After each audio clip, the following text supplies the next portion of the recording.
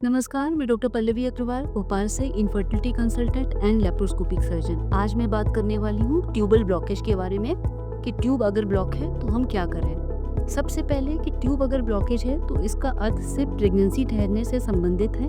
अगर आपकी family completed है तो ट्यूबल ब्लॉकेज का आपके केस में कोई भी अर्थ नहीं है।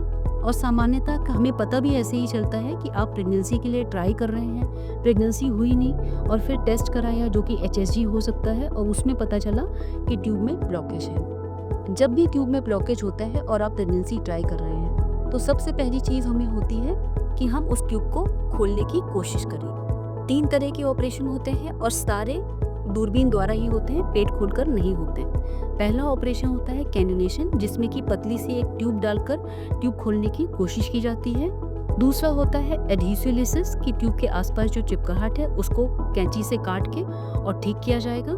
थर्ड होता है कि ट्यूबल रीइम्प्लांटेशन कि जो भी डिजीज सेगमेंट या जो भी ट्यूब का खराब पार्ट है उसको निकाल के 2 नई पोर्शन को वापस से जोड़ा जाए। जब भी हम दूरबीन का ऑपरेशन कर रहे हैं तो ये सक्सेस रेट इस बात पे निर्भर करती है कि ब्लॉकेज किस जगह पर है। सबसे पहले मैं बात करूंगी कॉर्नुअल ब्लॉकेज की।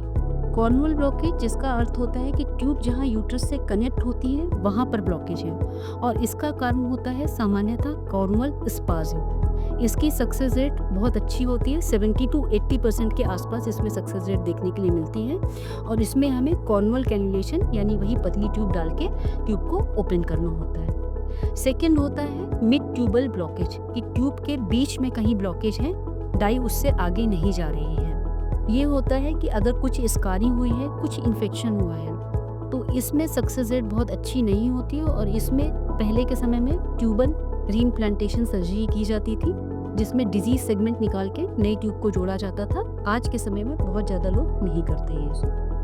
थर्ड फिम्ब्रियल ब्लॉकेज कि फिम्ब्रिया जो ट्यूब के हैं उंगलियों जैसे वो खुले हुए हैं, अगर वो किसी तरह से आपस में चिपक गए जिनको हम फिम्ब्रियल एग्लूटिनेशन बोलते हैं तो उसको सिजर द्वारा वापस अपने नॉर्मल शेप में लेके आना। ये थर्ड प्रोसीजर है। फोर्थ कि ट्यूब के आसपास चिपकाहट है, कुछ एडेशंस हैं किसी वजह से, तो इन एडेशंस को रिलीज करके ट्यूब को नॉर्मल सिचुएशन में लेके आना। इसमें भी सक्सेस रेट 60 to 70% के आसपास मानी जाती है।